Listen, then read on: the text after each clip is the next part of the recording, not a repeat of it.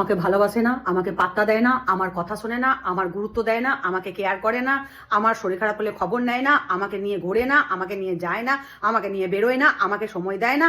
এই পৃথিবীর অর্ধেক সম্পর্ক ভেঙে গেল, স্বামী স্ত্রীর অর্ধেক সম্পর্ক ভেঙে গেল শুধু এই কারণগুলোতে। এই খালি সারাদিনের সভা নালিশই বসছে, এর নালিশ, খালি নালিশ। ও আমাকে এটা করেছে, স্বামীও নালিশ করছে স্ত্রীর সম্বন্ধে, আর স্ত্রীও নালিশ করছে স্বামীর সম্বন্ধে।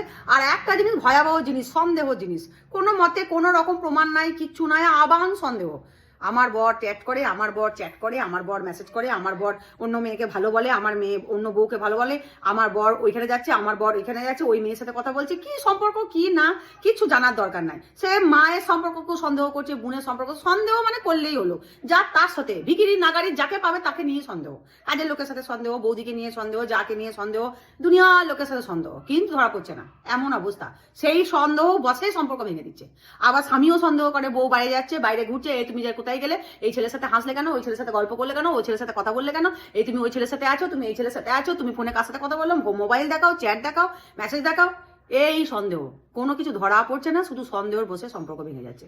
আর খালি নালিশ, মানে লোক পেলেই হলো, বুড়ো থেকে ছোকরা যাকেই পাবে তার কাছেই, আমার বর এই করেছে, আমার বর ওই করেছে, আমার বর সেই করেছে, আমার বর আমাকে ভালোবাসে না, আমার বর আমাকে দেখতে পারে না, আমার বর পদে পুছে না, আমাকে নিয়ে যায় না, আমাকে ঘুরতে নিয়ে যায় না, আমাকে খেতে দেয় না। মানে শুধু শুধু শুধু খালি সন্দেহ, শুধু খালি ওই সমালোচনা। বলি এরকম করে কতদিন চলবে? সেই তো ঘর করবে।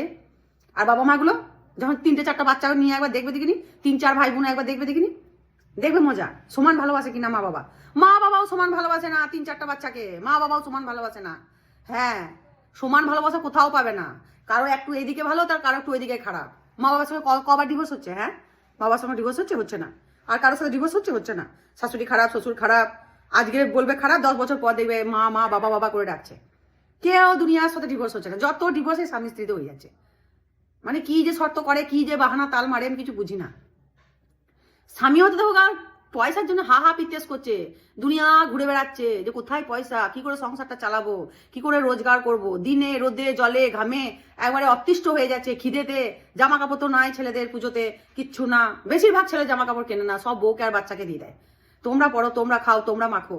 তবুও স্বামীগুলো ভালো হতে পারছে না। নিয়ে ক্লান্ত হয়ে ঘুমিয়ে যাচ্ছে, নিয়ে ভাবছে বাইরে ফুর্তি করে এসে ঘুমিয়ে যাচ্ছে। আর কথা বলছে না আমার সাথে। কি ব্যাপার? আগে তো বলো অনেক কথা বলতো, আগে তো অনেক ভালোবাসতো।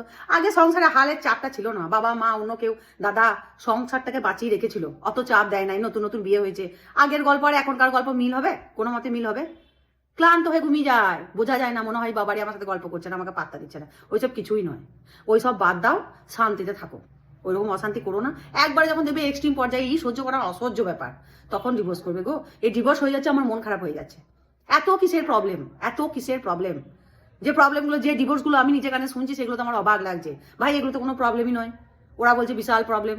সে মুখ চোখ কেচিয়ে কুচিয়ে সে স্বামী স্ত্রী দুজনেই এক দেখতে হয় কাণ্ড। বিশাল বিশাল ছোট জিনিসকে বিরাট বড় করে দিচ্ছে। শুধু ভুল বোঝাবুঝি করে সম্পর্কগুলোকে সব শেষ করছে।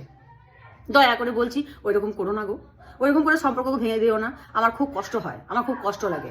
বিশেষ করে কষ্ট লাগে সন্তানদের জন্য, যে তারা কি করলো, তারা কি পেলো। তারা তো মাও পেলো না, বাবাও পেলো না। মানে সে কি ঝুলন্ত অবস্থায় ছেলেগুলো ভাসে। মা বাবার ভালোবাসা পায় না, বাবার কাছে থাকলে বাবা সারাদিন বেরিয়ে গেল, মাও বলার কেউ নাই, বাবা বলারও কেউ থাকে না। আবার মায়ের কাছে থাকলে পরে অনেক কিছু থেকে বঞ্চিত হয়, ছেলে শখ আল্লাহ জিনিস অনেক কিছু থেকে বঞ্চিত হয়। যখন এক্সট্রিম পর্যায়ে হবে তখন করো, ভালো লাগে না আমার।